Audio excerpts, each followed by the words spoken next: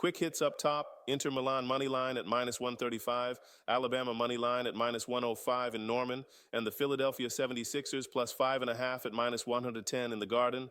And yes, we're strolling in with momentum, 2-0 and 1 yesterday for plus 2.00 units. We slow cooked the Milan Napoli under to perfection, surfed the Seattle chaos with Rams plus 2, and the Utah spread stuck the landing for a push in a track meet. Clean card, tidy green, and sharper edges queued up for tonight. Let's start in Riyadh. Inter versus Bologna. We're playing Inter on the money line at -135 because Bologna's defensive spine is missing like a Jenga tower with the middle row pulled. Their starting keeper is out, their holding mid is out, and that combination is the soccer version of leaving your front door open and taping a neon "take what you like" sign to it. Inter, on the other hand, have turned elite finishing into a lifestyle. The XG charts say good, their strikers say great, and that gap shows up on neutral grass. Neutral site matters here. In tournament settings on a slick surface, the technically superior side usually gets first bite of the apple, and Inter's ball speed is built for this. We also love that Inter's scoring isn't a one-man show. If you overplay Lautaro, DeMarco, and the midfield can still pick the lock. Bologna's best counter is down the right with Orsolini, but without their screen in front of the back line and without that first-choice keeper commanding traffic, the margin for error is basically a post-it note. Tactically, this sets up like a pressure cooker. Inter should press early, test a backup keeper's nerves, and own the middle hour. If it's tight late, their bench brings fresh firepower. Think of Angione Boni as the bouncer you call after the party gets out of hand.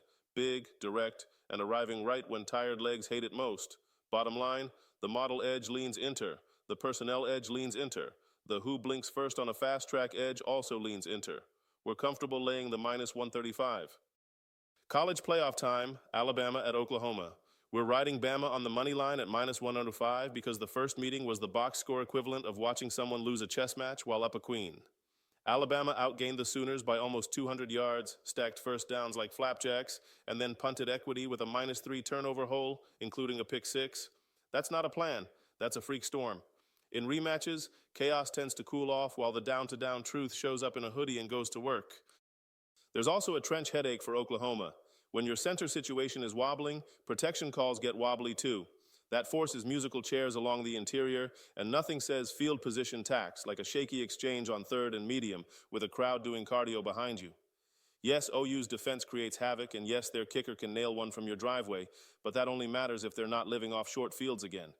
We don't need style points. We need cleaner possessions from Bama and anything close to turnover parity. With the spread stuck on the dead number of 1.5, we ditch the points and take the money line. It's the same conviction with better long-term math. To the Garden, Sixers at Knicks. We're grabbing Philadelphia plus 5.5 at -110 because New York's week reads like a TSA itinerary.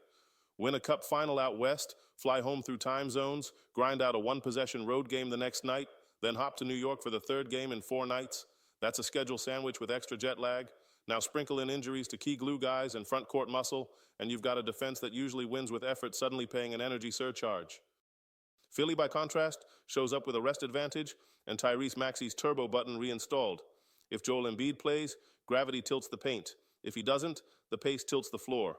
Either way, the legs that decide this spread belong to the road team. This line is pricing the Knicks like both rosters are fresh, which is adorable but not our problem. We're buying the fatigue angle, the travel math, and a late-game scenario where Maxey's first step is still in 5th gear, while New York's closeouts are apologizing to their hamstrings. Recap the card. Inter to win inside 90 at -135, Bama to win at -105, and Sixers plus 5.5 at -110.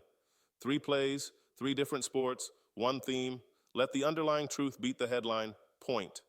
Let's stack edges, not narratives, and keep this week rolling.